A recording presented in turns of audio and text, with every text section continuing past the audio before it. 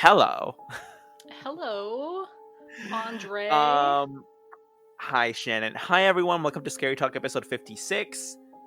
2020 is a fucking hell tornado. Yeah, I think I've just kind of accepted that we're like in the end of days at this point. Like I think since 2016 it should have been clearer, but now like it's for sure happening. It's a kind of delayed effect. But speaking of the end of days, this is not even a joke. So, um uh, yesterday for work, I was like sent somewhere to give food to people who need it. It was cool, whatever. But like the thing was that it was everyone had to be in their cars though. The people who were receiving the food, because we couldn't have contact with the people. So it was like a drive-through food drive, which is interesting. But one of the ladies in the car, I overheard in one of the cars, was talking to the security guard we had there, and she was saying like "Oh, don't you think haven't you seen signs of the end of days recently?" And the poor security guard, who was like super caught off guard, was like, yeah, I guess. And this 80-year-old lady was like, "Yeah, me and my husband, like, we've definitely been seeing the signs. We're reading the Bible, getting ready." And I was like, this is so morbid and also hilarious at the same time. I had to walk away because I was laughing so hard. Like, thankfully, it didn't hear me, but I just, yeah. Well, to everyone who thinks the world is actually ending, I am with you. We will die together while Andre laughs. I will be cackling as you all descend into hell. I will be the last one to go. No, seriously though, I hope you're all at home. I hope that this is a part of your social, physical distancing, whatever you want to call it, because like there's no such thing as overreacting when they estimate, probably over 100,000 people in California are going to be dead pretty soon. So try your best to like. That is kind of wild. That is kind of wild, and it is terrible. I don't like the people, and funny enough, I used to be one of these people when the outbreak first started. I don't like the people that are like, well, like the death ratio is so small because it's like 2% or like 1.5%. And I'm like, California has like 56 million people. Like 2% of that is, the fuck is that? 11 million people? Like, wait, no, I'm doing it wrong. Sorry. 1.1. What the fuck, math? I don't do Hello, math. hi. Don't even. This 1.1 is not a million math people. podcast. If you came here for a math podcast, Whatever. I'm sorry. Point is, it's a shit ton of people. Like, it's not. um. Wow, I did. Did I just reveal my stupidity? But anyway, it's a shit ton of people. Scary. Also, I know the answer to that question is no. Everyone's known that I'm stupid since episode 1. But whatever. Rhetorical question. It's Okay. no. I mean, it's just this whole thing has got me in like a I could whole hear you mood. clap your hands. Oh my god. Yeah, it's just it's No, got me in a mood. it's so Like, stressful. Like if you're not stressed out, I don't know what you're doing. Like it comes and goes in waves, I think, for me, where I'm like everything's normal and then it's like, oh, it's not normal. Ms. Rona, we have to have a talk, okay? Like, it's a lot. It's too much. You It's need too to much. chill. Wait, are you talking to me? No, Ms. Rona, coronavirus. Oh my So god, that was way too that was confusing. Okay. there's something interesting that I read, which is like, oh, like this could become one of the seasonal diseases that we have. Because you know how we have cold and flu season? Like it could be cold, flu, and coronavirus season, which, like, to be scientifically technical, coronavirus is like we already have coronaviruses that cause the cold. This is like the fourth one. No, fourth or seventh or eighth. It's some number. It's like the eighth that we know of or something like that. But it's not like it's the first coronavirus. Like the SARS, remember SARS? That was the thing. That was caused by another coronavirus. So this is a new one, but it's not like we've never heard of a coronavirus. So technically, it would still be called like cold and flu season. It's just that it would have one new member added to the hashtag squad. So, right. I mean, like given that it seems like this, we can't actually get rid of this, and containment's been kind of shit so far, I honestly think that's probably the best outcome for it to just, because once as far as I understand, once a virus like this becomes seasonal, next time it hits, the waves aren't as hard, just like every year when the flu and the cold hits. So that kind of almost seems to be the best outcome for us to for it to kind of become accepted, and we just kind of have it every year, but in a way less like apocalyptic way. You know what I mean? Well, the issue, like, I don't know. The issue I'm having is like, I wish they could just, I wish science would catch up and just find a way to, like, cure it entirely. But I don't know. I just feel like we need to do our part to like protect the people who are like immunocompromised and elderly, because I don't know. And then we have to deal with the fire season in California here. It's like there's just a season for everything that's trying to wipe us the fuck out. And I'm like, why fight it? You know? Okay, that was bad advice. We're fighting it, guys. Stay strong. Stay in your house. Shannon really said, everyone stay home to protect everyone, but also, who the fuck cares? Just all die. No, the world is burning, everyone's dying. You're right. Hi, everyone. Episode 56. Let's talk about ghosts. So, because that's what we're all gonna become. I know. That was good. Great segue. Today we are talking ghost hauntings, ghost stories, ghost shit. How do Shannon, do you want to ghosts start? shit? How do ghosts shit? That's a great question. Do ghosts shit? Ectoplasm, You'd right? think that's what I was about to say. They probably shit ectoplasm. You'd think no, because ghosts. I've told you. I think ghosts are really just like film projections on a loop. That's kind of why ghosts do the same thing every night and stay at the same place for eternity. But I feel like maybe not. Like maybe they are just like fully like developed people. It's just that they're ghosts and they just like being performative, so they do the same shit every night. But because they are just fully developed personas, they have to shit. They have to shit. They have to eat. What do they eat? Ecto food. I don't know. Oh god, what the ecto food is literally just like standard McDonald's Happy Meal. You know what I think of when I think of ectofood? I think of that SpongeBob episode where Plankton's eating his hologram at the end, his hologram sandwich. Have you ever seen that? I think it's been like 10 or 15 years, but I know what you're talking about. Karen, like he asks his like computer wife Karen to like serve him food, and she serves him like this sandwich hologram, and he starts eating it. That's what I think of. So you never know. Just for science, I'm wondering, is there like a correlation between like people above the age of 18 who like still watch SpongeBob and like anything else? Because like everyone always quotes SpongeBob to me or like talks about SpongeBob, and I'm like, why am I not on this bandwagon? Yeah, I think it's being above the age of 18 and having had cable when you were a child. Oh, I don't know if that's true. I don't know. Anyway, moving on. I just think, you being 45, I just don't think it's kind of your vibe. I think you were into it a little bit late growing up. So right, you're right. Yeah, I'm a boomer. I'm glad that we all established that. Okay, so Andre, I don't even know what to say. Like, I am so stressed out and I'm so anxious, just so everyone's aware. But I have this book, right? And okay. I think that everyone here knows I'm a hoe for reading. So I got this book called Haunted Houses of California. It was written by Antoinette May. She is an author. Her bio on her website says that Antoinette May, also known as Minerva, has been providing astrological advice to San Francisco Chronicle readers for many years. She won't say how many. Thank you, Minerva. Wow. Minerva is kind of an unnerving name. Actually, that's a great drag name. Unnerving Minerva. Please, everyone, welcome to the stage. Unnerving Minerva. That's good. That's good. I like that. Well, yeah, I mean, I can see that, sort of. I don't want to insult the author, but that's whatever. So I got this book and I was checking it out. It has a lot of interesting stuff. Obviously, I'm kind of annoyed that they chose to put the Winchester Mystery House on the front cover because, like, could you be any more cliche? Man, I've been there and, like, let me tell you, it's not haunted. Wait, you've been there? Yeah, when I was a kid. I was like, we like went on the little tour. It's really not as cool as it sounds. Okay, let's have my research. No, I'm just kidding. Oh my god! If you did the Winchester Mystery House, I didn't. So I'm gonna be reading. I think I have 1, 2, 3, 4 or 5 little locations in California that are said to be haunted. There's kind of a backstory to each one that I chose, which is, like, if you can build up a history or like a lore behind each location, I think that gives a better understanding of why there might be a haunting. Because anyone can see any creepy house and be like, yeah, the ghost of Jeff there, he lives there, and one time he tried to like kiss me on the mouth, so he's lonely. Listen. He has no one to kiss and he just shits ectoplasm every day.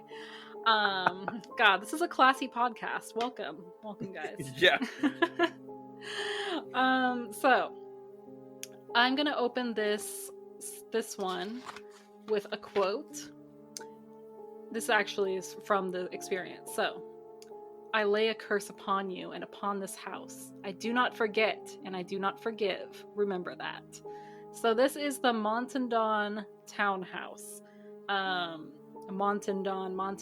I don't know how you say that. So this was owned by Pat Montandon. I guess we're just gonna go with that. She was a hostess of a popular TV show in the 60s. She lived in San Francisco. That's where the townhouse was located. She was also an author. She gained national fame when she was listed in Esquire magazine as one of the top like TV show hostesses of all time. So she was glamorous, she was blonde, she was living her best life. However, she had a haunted house on Lombard Street. So, if you have it all, like, why not have a haunted house, right? Yeah, that's very relatable. Oh, yeah, for sure. So, this story begins at a party. So, it was kind of like a zodiac themed astrological party in the late 60s. And I guess Pat had a tarot card reader there. And the tarot card reader is the one who kind of had this awkward outburst and told Pat this curse that I had opened this with. She said, I lay a curse upon you and upon this house. I do not forgive and I do not forgive. So after that happened, I mean, here's the thing with curses, right? So, like, obviously something bad is going to happen, but on the flip side of that, bad things were probably going to happen anyway. So I guess we just have to use discernment and decide which one of these bad things are because of a curse and which ones were going to happen anyway. So, if you want to... Also, like, didn't we say that, like, curses are, like, low-key not real? I have no idea. Did we? Because we had, like, an episode about, like, cursed paintings or something, right? I think so. Yeah, I think I flip on that a lot because it's one of those things I'm very on the fence about. But continue. Yeah, I don't know either. But regardless, this is the Montandon townhouse and it's cursed. So Pat was very unnerved by this, and so she seemed to really believe it. Her house was apparently repeatedly vandalized, caught on fire a couple of times. Her car was smashed a couple times as well. Which I don't know what the crime rate was like in San Francisco during the 60s, but who even knows? So, her career apparently went downhill, which I guess in Hollywood, or in this case, San Francisco, like, that doesn't really surprise me. Her reputation was threatened, stuff like that. But in terms of the house itself, she claimed that windows that were locked inside of the house, they would just randomly open on their own. There was a biting chill in the air, but there was a functioning heating system, so it was just always cold regardless. And two close friends who ended up sharing the house, I guess because she was renting it out at one point, they committed suicide. People repeated threats to her, and she decided to hire round-the-clock guards to protect her. So she thought the curse not only affected the townhome, but also her. The curse itself does say it's cursed upon you in this house. She has said that she doesn't necessarily believe that the tarot reader caused these things. The direct quote is, but possibly something in that ugly incident triggered evil forces already hovering about me or about the house itself, once the scene of public hangings. I don't know whether or not that's true about the public hangings, if that's ever been confirmed or not. But that's what she had said. She was saying there was something evil in this house because people were hung here. So there is one truly horrifying thing that does happen here. And it's kind of, I wouldn't say unexplainable, but for the purpose of this, it's kind of weird. So, 1969, June 20th, there is a blaze of fire that starts in the master bedroom of the Montandon townhouse. So this is where Mary Louise Ward had been sleeping in Pat's absence. I guess she was house sitting or something. This was actually her closest friend and her secretary, Mary. And so she was discovered dead in that bedroom. presumably by the fire, smoke inhalation, who knows. The firemen had difficulty entering the house because the front door was chained and barred from the inside. The possibility that Mary Louise had accidentally started the fire while smoking in the bed was ruled out because she didn't smoke. Another theory is that a guest might have been responsible, but unfortunately, the bedroom door was also locked from the inside. So, the autopsy revealed that the victim was dead before the fire. However, the cause of her death was never determined. So there was no evidence of heart failure, sedation, or drunkenness. Her internal organs were in good condition and she didn't suffocate. So eventually the investigation was dropped and the cause of death was never solved. Any questions? Any thoughts? Spontaneous self-combustion, maybe? Maybe. I think the most interesting part of that is that the front door was barred and chained and the bedroom was... Because that would lead you to think suicide, right? But there's no cause of death. So self-combustion is an interesting way to kill yourself, don't you think? I mean, yeah, it is. Especially if you could suppose. actually, like, accomplish that. Like, why would you be like, this is how I want to die? Listen, I've read Stranger Things, so yeah, no, that definitely sounds like there's something more sinister going on there. There's some external factor playing a role into her death. So yeah. Okay. I don't know that it's necessarily ghosts because, I don't know if ghosts can work chains, but maybe they started the fire. I don't know. So, Ghosts be like, we didn't start the fire. Yeah, interesting. So Pat moved from the townhouse, but she considered herself still haunted, and so she was concerned about the new tenants who were going to be renting it out. So she hired two mediums, Jerry Patton and Nick Nocerino. I don't know how you say that. So the two psychic investigators visited the house. Nick said that he could pick up on Pat's traumatic experiences and also the previous tenants before her. I guess his impressions were fairly specific, and he had, like, gleaned, I guess if you want to say gleaned, some names and some details. And so Pat did some research and found that some of these people had been involved in some tragic events such as divorce, personal loss, or suicide, but all those things are pretty standard to me, especially if it's just you're living about your life, stuff happens. But there was some incidents that happened while Nick and Jerry were inside the house. So there was weird light configurations. So despite the absence of artificial lights, such as light bulbs, flash bulbs, chandeliers, etc., there was reflection. So basically, like, they were taking pictures, and they actually caught a picture of what they think is a ghost. And I'm looking at it right now. So this... you need to send that to me right now so I can react to that.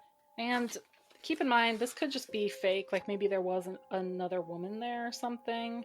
Because I don't know. It looks real. Like, it looks like a real person, but from what they're saying, there wasn't anyone there. So here's what they saw. So this print shows a woman bending over a drawer with one hand raised as though in surprise at some discovery. The image was not on the negative, and there was no one in the room at the time except for Nick, who was taking the pictures. That's what they say, anyway. Okay. Do you see it? Ooh, I hate that. I don't. I feel like it looks like a real person, right? It looks like a statue almost, honestly. Ew. That's spooky. I don't know. So in an effort to verify the authenticity of the photographs, Pat arranged to have the negatives printed again under laboratory conditions with 5 independent witnesses present. So the freshness of the chemicals was determined, negatives were brushed, shapes appeared on the prints that were not on the negative, and several looked as though light was coming from some unknown source. And the same ghostly face and figure of the woman was visible, although no one had been seen in the house.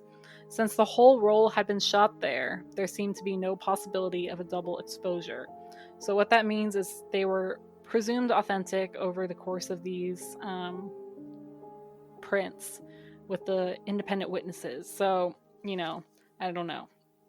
So, Nick Nocerino actually performed an exorcism while in the house, and he said afterwards that he no longer felt uneasy about the place and everything seemed to be stable and normal.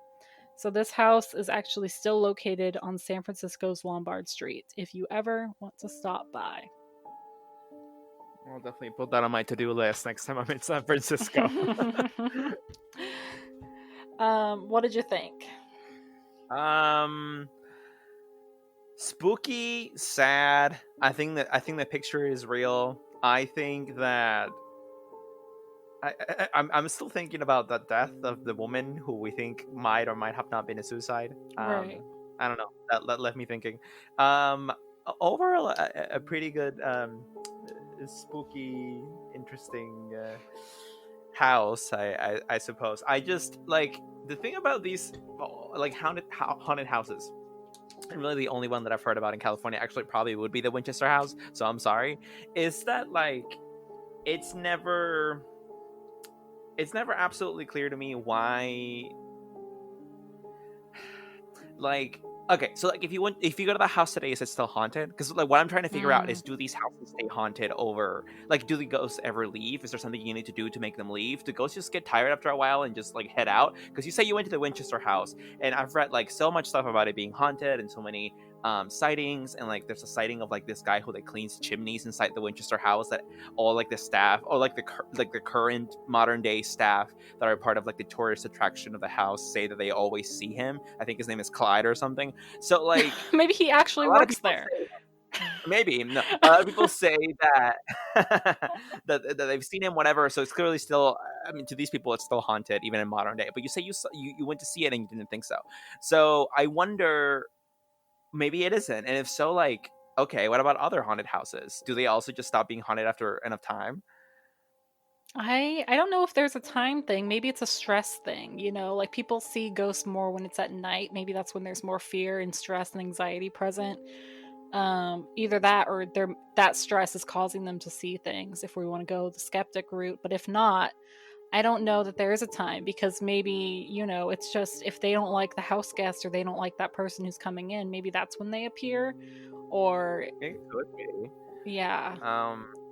I mean, I'd probably go more with that, and I wouldn't go with stress makes people see things. I don't think I don't think stress in a person with no pre-existing like mental conditions is gonna cause straight up hallucinations. So I don't buy that. That to me sounds like, God, this must have been like episode 2 or 3 or 4. We were talking about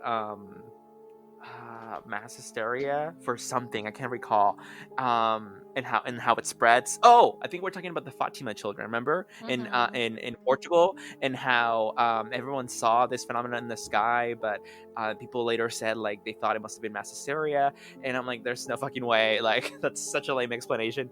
It's similar to this. This is I have similar feelings about the stress makes you see things kind of theorem. So that's my 2 cents on that. But interesting stuff. Thank you. You're welcome. So it was just for you. I will proceed with a couple of spooky stories. Okay, so I totally lied. I actually did research the Winchester House because I'm a basic bitch. Oh my but God. we're not gonna go. But funny enough, even before you said like that you thought that was lame, I actually decided that I was not gonna talk about that, at least not initially. Like, maybe if we have time left at the end, maybe I'll touch on that. But yeah, so actually of my own volition, I was like, yeah, this is kind of lame. So instead, I'm gonna recount a couple of interesting ghost stories I found online. I thought these were pretty good. I definitely thought they were more entertaining than talking about the Winchester House. So this is what we're doing right now. Everyone, buckle up for a couple of ghostly stories. So, this one is from Reddit user Bride Eyes 10, and they say, when I was 15, I traveled to Europe with my family. We stayed in Atoll, Germany, in a small inn for a few nights. My parents had a double bed on the second floor. My sisters had the double bedroom next to theirs, and I was lucky enough to have a single room all to myself at the far end of the hall. When we went to check into our rooms, as soon as I entered the hallway, our rooms were in, I remember almost feeling as though I walked into a wall of bad energy. Hmm.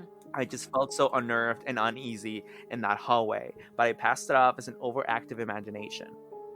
I slept the first night without any issues other than waking up a few times. The next morning at breakfast, one of my sisters mentioned feeling really uncomfortable in the hallway, almost as if the air was crushing. It unnerved me even more that I wasn't the only one who felt weirded out, plus she was an adult at the time, so it further cemented in my head that that wing of the hotel was odd. Okay. Well, actually, I was gonna say thoughts so far, but no, let me just continue.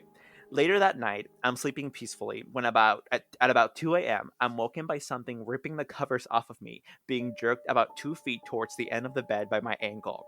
At first, I thought someone had broken into my room because when I turned towards what had grabbed me, a huge, looming black shape was visible in the darkness, like a man was in my room.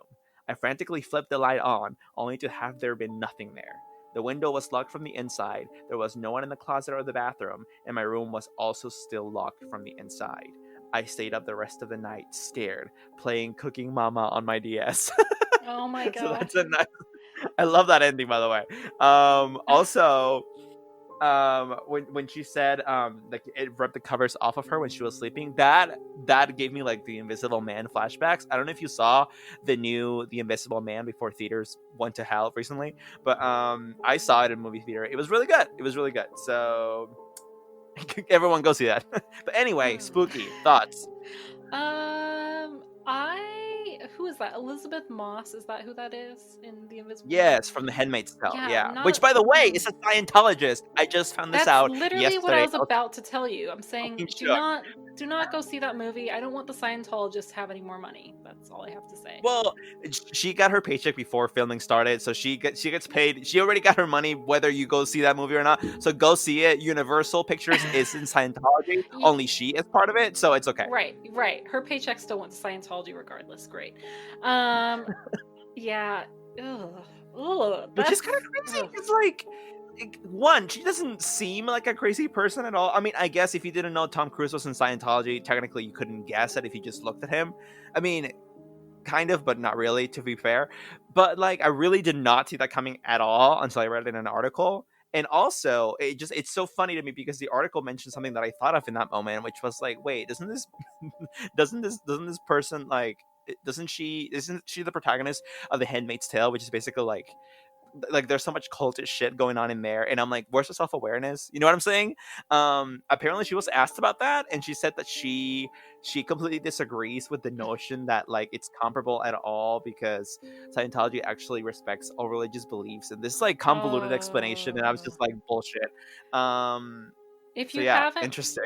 if you haven't already read Leah Remini's book about Scientology, please read it. Also watch her show. I'm sure that's good as well because No, here's the thing, right? Like like one, for some time I had hope that like Tom Cruise would exit Scientology, if not for his own well-being, just to kind of crumble the institution a little bit more, because he is their biggest spokesperson. But it feels like that's never going to happen. But with Elizabeth Moss, it's probably even less likely to happen, because she apparently grew up in Scientology with her parents already being in there by the time she was born, whereas Tom Cruise went into it by himself when he was like 18. So that's wild. And but that also makes me kind of blame her a little bit less, because I mean, how much of a choice does she have, really, to be brainwashed like this? Like, it seems like it was really just kind of thrust upon her. right, So I don't right. know. Yeah, Everything fucking sucks. we should have compassion. It's true. She's a victim in this. It sucks. But yes, read that book. Also watch Leah's series on whatever the fuck who knows. It's good. It's good stuff. So I did like that ghost story. Back to the podcast, which is what we're actually here for. Send us a DM, or message us on Twitter. Like, Yeah, what do you are you in actually want to listen Scientology? to? Let us know. Do you even care about the horror stories, or do you just want to hear us talk about celebrities? So we're here to serve you. I was gonna say, totally. We're definitely here to serve you guys. We will talk about anything that panders to the most people, so we get the most increased listenership during this Corona time. We do know that everyone's in quarantine during this pandemic, so everyone's listening to podcasts. So if anything, Shannon, listen to me right now, dude. It's our time to increase that listenership. So we need to go all in, fucking pander to everyone and everything. So, motorcycles. I don't know. Are you into that? I'm not, but thank you for asking. I like that you're like willing to ask because you're not like quite sure. Yeah, I mean, neither am I. I'm really putting in my all because trust me, I couldn't give a fuck less about bikes. And our ratings just I know went there down. are people out there who are into bikes. So listen, Harleys, nice, pretty bikes. Now, onto the next story. This is called The Rocking Horse, and it is told not the rocking horse, but horse. That's what I thought you May. said, and I was like, well, why are you calling me out on our podcast, Andre? This is from Reddit user Heresied, and they say, one night when I was maybe 10 or 12, I had trouble falling asleep. My bedroom was the entire top floor of our house, with my bed and such being on the left side and storage closets and a play area on the right. I was lying in bed playing Cooking Mama on my DS, just kidding, when I heard a noise from the other side of the room and saw a rocking horse begin to rock. It was sitting just outside one of the storage closet doors. It proceeded to rock its way halfway across the room and stopped dead under the ceiling light. At this point, I was freaking out and just buried my head under my blankets and never peeked out again until morning. When I woke up, the rocking horse was still in the middle of my room. Furthermore, I got a stern reprimand from my parents for being up out of bed playing with my toys well past my bedtime. Their bedroom was directly below the storage closet / play area, and they had heard creaking shuffling across the room. Oh, that's creepy. That is really creepy. When I read these stories, I can really picture them in my mind really well, and I hate that. I detest that. I don't like that. I don't want it for myself 10 years ago when I was a kid, nor do I want it for my future children. This is horrid and gross. That's spooky. You know, that is really spooky. But they survived it, so maybe that's the good thing. Because, you know, we hear a lot about hauntings and stuff, but how often do people actually die? I mean, Mary Louise may have died from that, but also we don't know for sure, so... I think yeah, I don't think ghosts really kill people. I think they should drop something. My entire mic just tipped over. It's fine.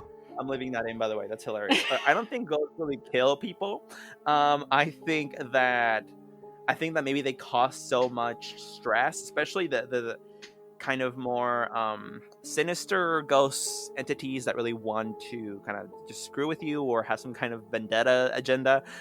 They cause you so much stress and so much like distress that you kind of just wither away and just kind of die from that, like chronic stress. Because I mean, if you had to live in a house that was haunted with this entity that like didn't want you there, wouldn't you be kind of like fucking stressed all the time? I know I would. That's just like when you have a really, really shitty roommate, actually. So I totally get that. Yeah, I mean, basically, but it's worse because you can't actually talk to them. I mean, you can, but they won't talk to you back. So communication does not work in that instance. Totally just sounds like a crappy roommate. Like, it's still, like, that's just a passive-aggressive roommate who, like, leaves you notes on the my fridge. passive-aggressive roommates from the past at least passive-aggressively responded back to my passive-aggressiveness, so at least there was a response. But, interestingly enough, when I was reading this, I thought more demon than ghost, like the rocking horse, and like, that just feels really like, I don't know. I mean, I really have nothing to like back that assumption up. Just it just feels more sinister than just like. I listen. Here's why. I would think that if it's a ghost, it would be the ghost of a child, because why else would it be playing with a rocking horse? However, if it's a demon, demons really will just do anything at all to get your attention. Yeah. It's not that the demon itself is a demon child. It's more that it knows that the person sleeping is a child, and so they want to grab their attention, and they do that by like messing with one of the toys the child plays with. And just the fact that like it was just like left in the middle of the room, and like there's no follow-up to this, it just feels really creepy. So I say demon. Case closed. The case is closed. Andre closed it. No, I was gonna say, like, this episode is about hauntings, and I think that could definitely include demons, because like in the last one I just talked about, they did an exorcism. How often do you hear about exorcisms for ghosts? Like, that doesn't really make any sense. I mean, yeah, never. Yeah, Yeah, so it's totally up in the air as to what's actually happening here. I also thought of shadow people in the first story with the cooking mama. This episode is Hmm. not sponsored by Cooking Mama. Just wanted to make that clear. But hey, Cookie Mama, if you do want to sponsor us, do hit us up at Talk Scary on Twitter. Now, here's the thing: shadow people. That's a very good thing to think about. I think that's that's definitely a good possibility. However,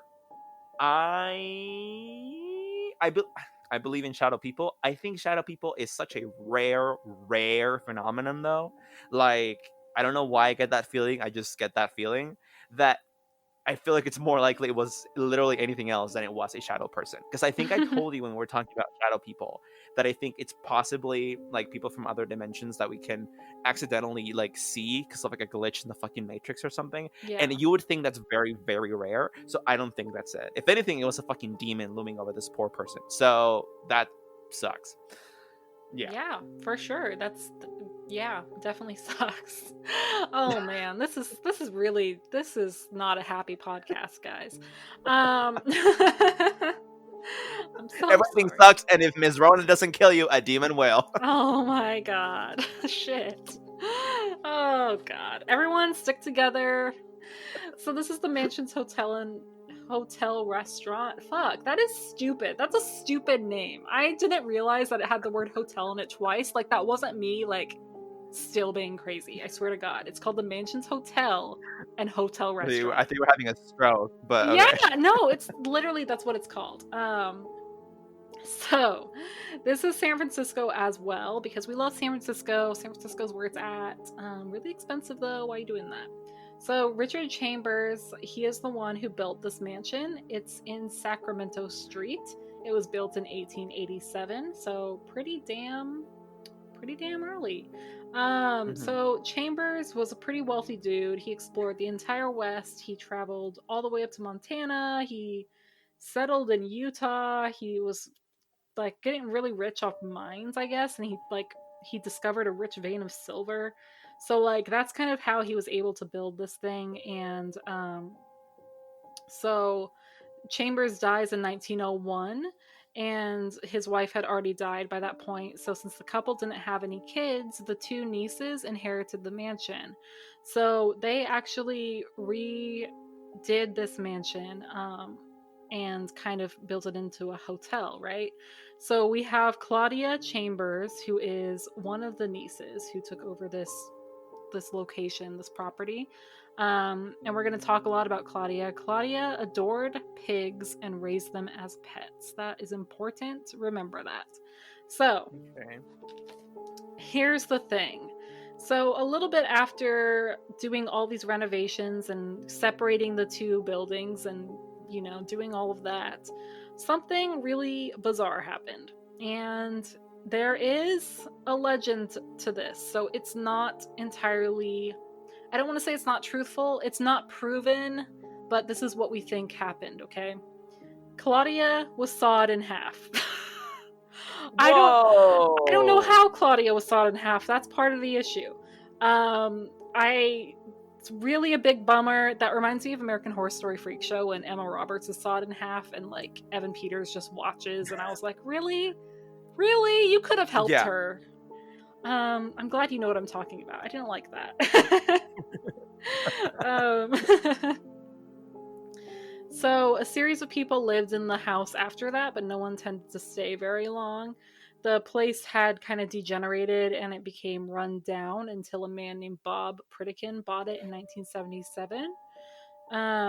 He was an advertising genius, an author. He was kind of nuts. I guess he's the one who turned it into a hotel. I'm sorry. Apparently, it was just two houses before.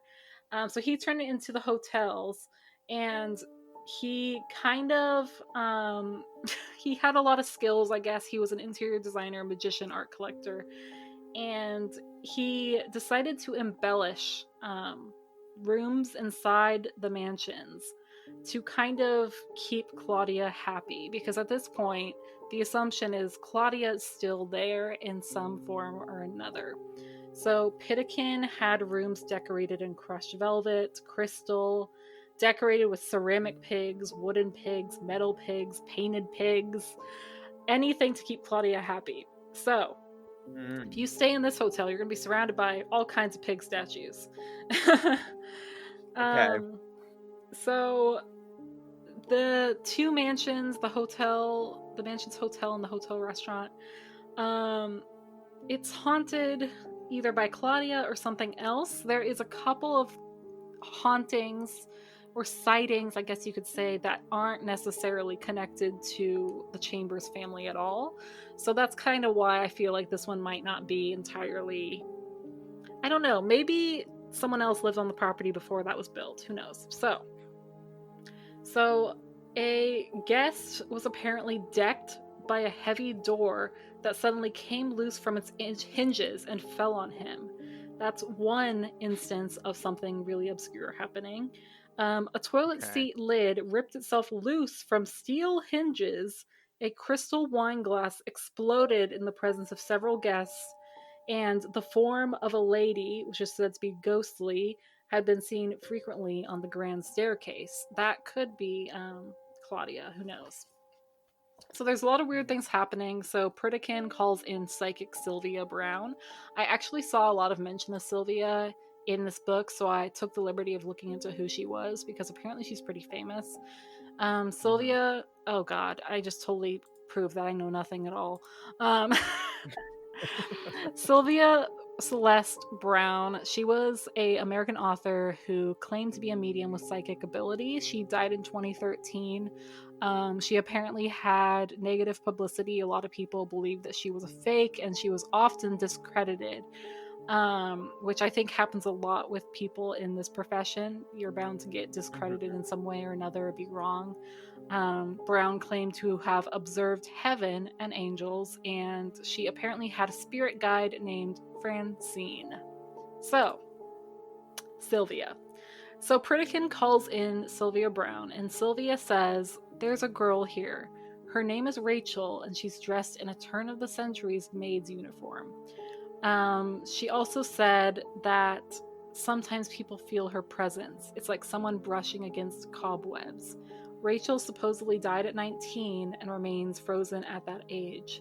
She says the girl planned to be married but contracted tuberculosis, and now she's confused and wonders why so many people invade her world.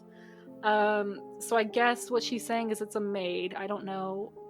Turn of the century, that means probably before the Chambers even built the place. I'm not sure. So, and we've already talked about Sylvia. So now I want to talk about Lorraine and Ed Warren, who apparently also came to the mansions. They said that they felt a concentration of energy in the Josephine room, and Lorraine said that there's an extremely heavy presence here, but it isn't negative. And I think I've already said I don't really think Lorraine and Ed are, legit either. Just to reiterate that. Just to reiterate that. So here's the fun part. I always like to choose stuff like this just to make Andre uncomfortable, because, like, if we're not here for anything, it's to make Andre uncomfortable.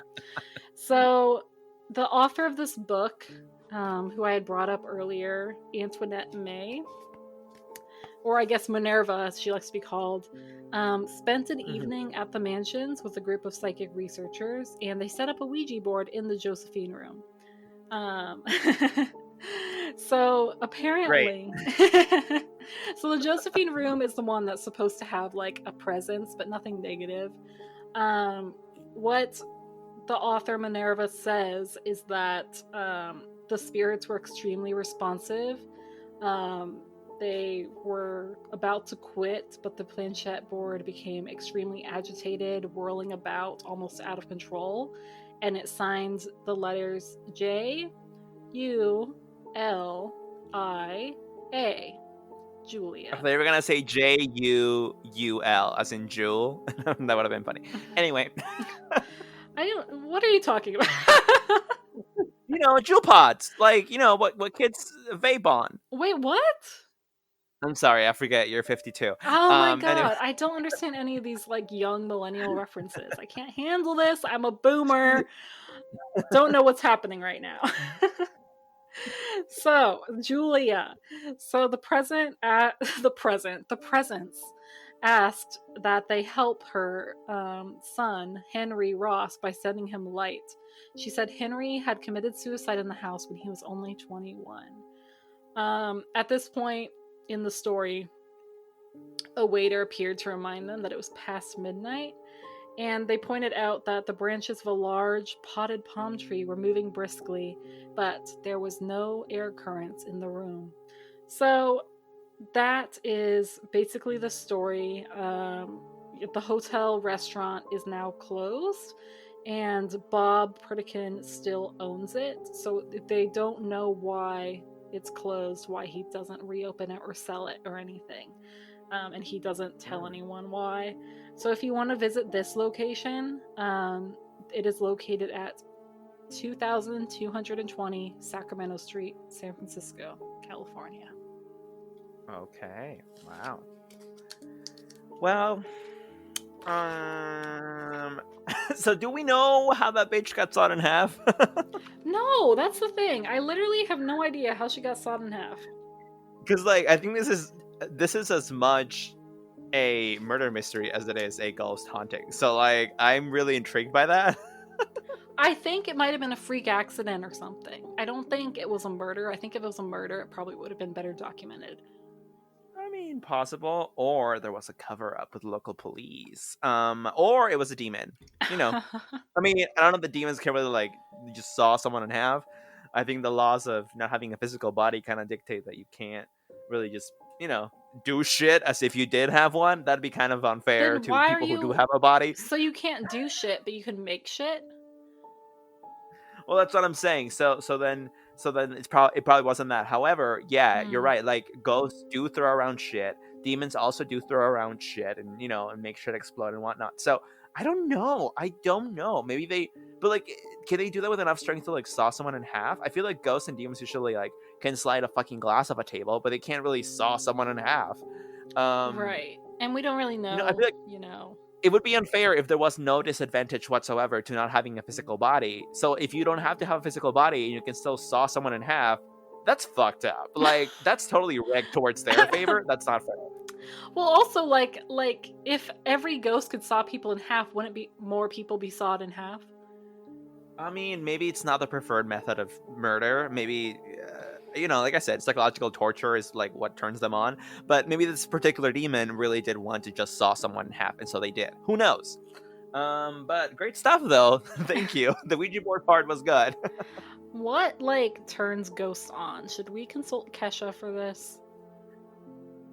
Yes. For those of you who don't know, I believe we did mention this once. Kesha, Kesha, our girl Kesha. Kesha's a bird with a $sign. Well, no longer $sign in the S of her name. She got rid of that a couple years ago. She says she fucked a ghost once, so there's that. Do you have anything else for us, Andre? I do. It is Kesha's ghost fucking story. Just kidding. It's called Unwanted Tenants by Reddit user Vanilla Gorilla. Oh my god, what? This person says, my daughter was 4 years old when we left in our last home. I was a single mom at the time, so it was just she and I alone in the home. I always got an uncomfortable feeling in her room, particularly the closet area, but never thought much of it. Until one evening, I had put her to bed, and as I was doing chores, I walked by her room and heard her whispering. I listened for a bit, thinking she was playing Cooking Mama. Just kidding. Thinking she was talking to herself. Thinking she was talking to herself, but it was definitely a two-way conversation. With her saying, okay, stuff like that.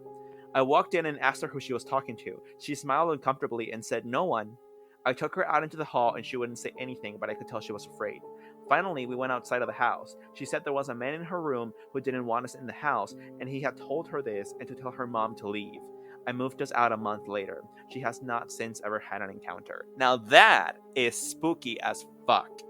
I hate that. Like, she was like listening in on the door on her kid clearly talking to someone, and she could hear it was two ways, and the kid was responding with like, okay. Like, what if this ghost demon entity, whatever it was like, okay, so you're gonna murder your mom first, okay, and then that's literally like Amityville style shit. Like, that's literally what that whole kind of story is like this man who claims he was like talked to by some entity, and then they kill the family, and then the place is haunted forever. Like, it's crazy.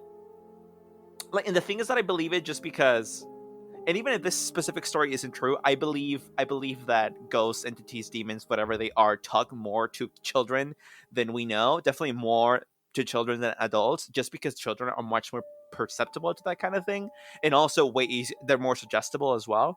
So it's like the perfect combination, and it's just so sad. Like, you can't take your eyes off your kid for a minute, or they're talking to a demon. Like, Oh my goddamn. god! Um, I love like the like fucking insane generalizations you make, because like I know that you're talking about it in the context of this, but like pull it out in any other context. Like you're just at the PTA meeting and you're like, you can't take your eyes off little Jimmy for 1 second, because next thing you know, little fucker's talking to a demon. I know. Like, imagine, like, in between meetings, someone's like, "Yeah, well, my kid's getting bullied by John's son, and that's not cool." And I'll be like, "Well, listen, that's why you can't take your eyes off your kid, because little John, I bet you he's bullying little Harry because a demon told him to do so. So watch your fucking kids." No, Things that's that happen in South Arkansas. so okay. So I have another story. This is a little bit longer, but pretty good. So this is called Purgatory Road. There's no specific username attached to this one, but listen. So during August 2018, my friends and I took a road trip from New York City to Rhode Island. None Whoop, of us whoop. had been to Rhode Island before. Have you been to Rhode Island? No, but it sounds like a road trip. I'm down. Oh yeah, well, road trips are fun. Yeah, I know you like that. So we were excited about the drive, especially because we had rented a Mustang convertible for it. We left a little later than it's funny because like they love that. Like, that's why they're excited. I would hate that. Like, I want the most modern, like, comfy, it has everything I need car in the world if I'm gonna go on a road trip. You know what I mean? Like, not a car that I have to like fight for it to give me AC for 20 minutes. That's not my role. So anyway, this person says we left a little later than expected. It was about 10:30 p.m. and since it was a busy Friday night, we decided to punch our destination into the Waze traffic app to beat the traffic. Eventually, we started losing steam, so my friend in the back seat fell asleep, and I just kept driving along quietly while playing Cooking Mama. When my friend in the passenger seat told me to Stop! told me to exit the freeway to take a side route. At first, You were driving on the driving and unlit playing white. Cooking Mama? This guy lives life dangerously. Listen, I am against that, but I also admire it. So, okay.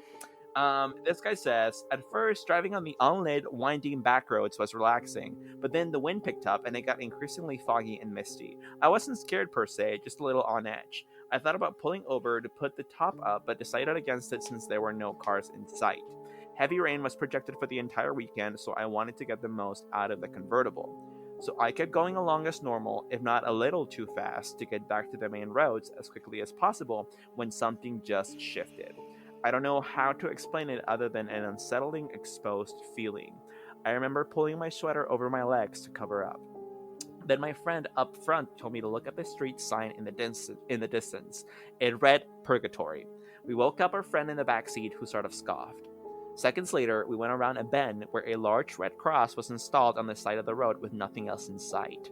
We just shrugged it off as a creepy coincidence. By then, we were kind of joking about indulging in the spookiness, but around the next bend, a big truck came hurtling down the one-lane road aimed straight at us. Luckily, my impulse was to swerve a little to the side, otherwise it probably would have resulted in a head-on collision. My friend tried to get his license plate number, but he sped off, while my other friend found the quickest route away from this particular road. We didn't really discuss what happened afterward because we were too creeped out, and we haven't talked about it since. While writing this story, I decided to look it up. I spent an hour trying to retrace our route and found the little road. It was indeed named Purgatory. And though we didn't notice it at the time, Google Maps revealed that Purgatory Road was situated next to an old graveyard. Curious about this road, I researched it further and discovered that two teen girls had died there in August of 2011 in an accident on their way to visit the grave of Rhode Island's infamous quote-unquote vampire. Oh, I love And that. that's where it ends, which is kind of abrupt, but actually perfect because I feel like it tells you everything you need to know, and also like the very last word is a very good clue to what may be happening there. Yeah. Completely out of left field for sure. My first thought wouldn't have been vampires, but that's some good shit. Can vampires haunt roads? Can they even haunt anything, given that they're not dead or they're not spirits? I don't know. I don't know. I have no fucking clue. I don't know. Maybe vampire just means like they were like a murderer who drank blood or something. That could still be like a ghost and still call it a Yeah, vampire. I don't know. kind of lit, I guess. Speaking. Uh, Oh, never mind. Yeah. I'll keep this so I short. mean, I think that's really, I think that's, there's more stories, but they're all right. Like that's really what I have. I think what I want to leave us with is just I I wish there was a way to differentiate between ghosts and demons more easily. I think that sometimes the line can get so blurry about what kind of case belongs to which kind of entity, because they can behave similarly. Like, if you tell me that some unseen force is throwing a glass off a table, that could really be either or. And I feel like it's really important to be able to know that, just so you know what you have in your home, so you know how to treat it. How do you do the right diagnosis for this? Yeah. I don't. That's what I'm saying. I don't know. Like, I wish there was an easier way. I think currently what we do is wait to see if someone in the home gets possessed, and if so, you have your answer. And if not, then that means it's probably just a ghost. But I feel like by the time that happens, it's kind of too late. Yeah. So I mean, also, I guess if the entity is like, before it possesses anyone, it's like drawing upside down crosses on your wall. I think you can get the hint that it's probably a demon and not just like, fucking Helen's ghost or whatever.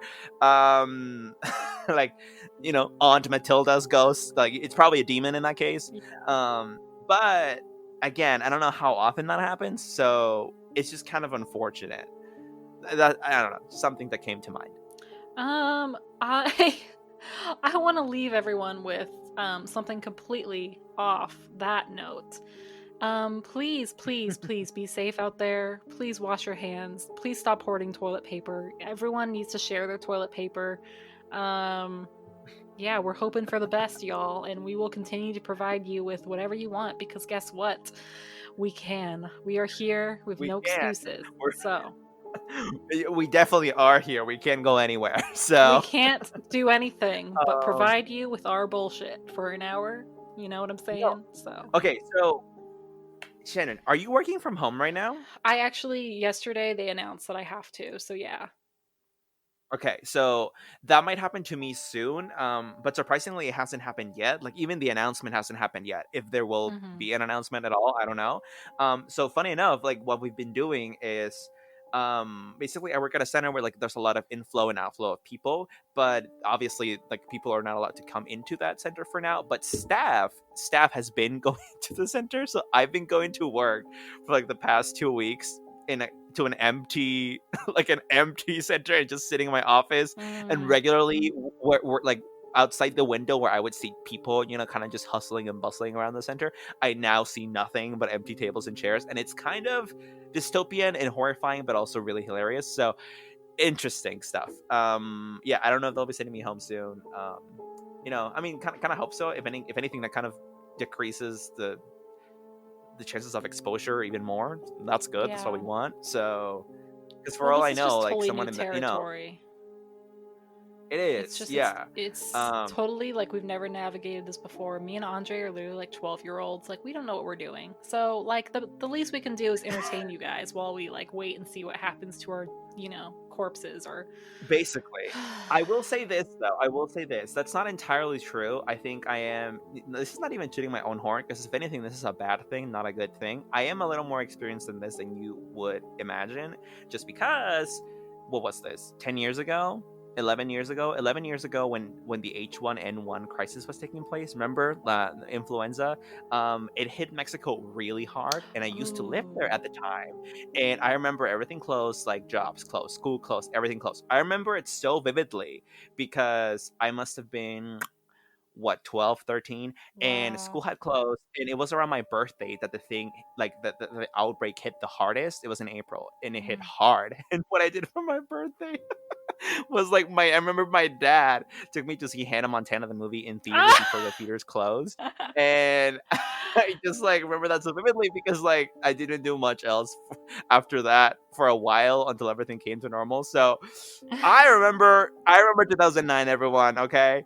So Wow. actually, I've kind of seen this before. Whereas I know that back then in the U.S. it really didn't hit hard at all, and so everything Mm, kind of just went along as normal. And now it's kind of vice versa. From what I understand so far, Mexico's really been kind of isolated from this. Apparently, there's really very very few confirmed cases. That doesn't mean mm, there's not a lot of cases. Maybe they're just not getting tested. But mm, there are, as far as we know, very few confirmed cases. So kind mm. of a funny flip of the script. Yeah. Um, yeah, Oh, but unfortunately, I've been on the wrong side both times. no, I'm really glad that you shared that because that's really interesting. And I feel like that's really helpful to know because, like, I like to remain hopeful. See, okay, guys, like, for real though, like, a lot of this podcast is like, this is like as bad as it gets. Like, my persona is just like so hardwired into that skeptic thing that I'm kind of a downer. I'm not actually like that. No, I do. I feel like there is some hope. I think that we will come out of this stronger. Maybe not stronger, but we're gonna come out of this. We're gonna learn some lessons, and hopefully we, that'll help our society. we will all come out of it literally weaker, immunely speaking. No, I mean, I don't think. I mean, I didn't even consider that there wouldn't be an end to this. I think that's kind of silly, not to insult people's kind of fear, but I mean, really, it is silly. It's a matter of when, not if. Like, this is an apocalypse, honey. Everyone, calm down. It's really just a matter of if, and it's a matter of sorry, it's not a matter of if, I meant it's a matter of when, and it's a matter of when we do come out of it, how bad did we do while we were in it. That's really Hmm. the big thing, because again, to me, I know we will come out of it. The scarier part is how many people will have, died. I mean, to be blunt, and that's the worrying part, right? That you want to keep that number to a minimum. And yeah. Yeah. Well, okay, on my defense, okay, from me being stupid, right, and thinking it's the apocalypse, has anyone, I want everyone to think real hard, because I'm one of those people who watches gamers on YouTube. I know that's really weird because I don't play video games myself. I watch gamers, and Call Me Kevin was constantly playing this game. I forget what it's called, but it's like a simulation where you see how long it takes the entire world to die based on a virus. And it's really fast, guys, okay? And so not only have I learned from video games that we could die very quickly from this, but also Call Me Kevin, I'm in love with you. Please send me a Twitter DM. I'm single. I know that you live in Ireland, but we can make it work. You can be single. Unfortunately, right now during Corona time, you cannot be ready to mingle. Positively not. Well, Do we not can mingle, everyone. Call Me Kevin. We can FaceTime. I don't know why I'm calling you by your like name. Hi, Kevin. Every time you say "call me Kevin," I swear to God, I feel like you're about to say "call me Kevin," but I'm pretty sure that blank. Listen, yeah, I mean it can spread pretty fast if it's not contained. But honey, this isn't Plague Inc. Okay, like we have, and by we I mean the world, I think, has made fair efforts to contain this as much as possible and as fast as possible. Look at China and look at Italy, which is great for like the overall outcome of this. I mean, although it actually sucks for the people that are being contained right now, because the quarantine in Italy and the quarantines in China, from what I understand, aren't as open as, say, the quarantine that's taking place in California right now, which is much more self-voluntary. Like, people in Italy are literally being told by like little police robot cars outside their homes, like, stay inside, you cannot come out for anything. Like, Right. that's hardcore. That's Yeah. not happening here. So anyway, containment's taking place. So to me, that I definitely don't think that just gonna stop the virus, like, just suddenly. I really think it's just gonna take a couple more months for it to kind of just die down slowly. But it's better than the alternative, which is no fucking containment. Everyone gets it. So many people die, etc. So on that cheery note, um, everyone, if you like this episode, please do let us know what you want us to pander to you about. I mean, talk about on next episode by tweeting us at Talk Scary or DMing us on Instagram, also at Talk Scary, or messaging us on Facebook, which is like rare, at Scary Talk. That's our Facebook page. Also, give us a 5-star rating because we deserve it. We're still serving you laughs and spooks during Corona time, so give us that rating. And Shannon, anything else? I'm still thinking about Kevin. If you ever, you know, you just find yourself in California. If you and I live through this, I will personally bring this person over here and put you together on a blind date. You won't even know. You won't even know. You'll be so shocked. I'll record it all. Your face will be hilarious. It'll be worth it for me. Everyone, thank you for listening. We will see you soon with another episode. And yeah, stay safe. Wash your hands. Bye Bye. bye.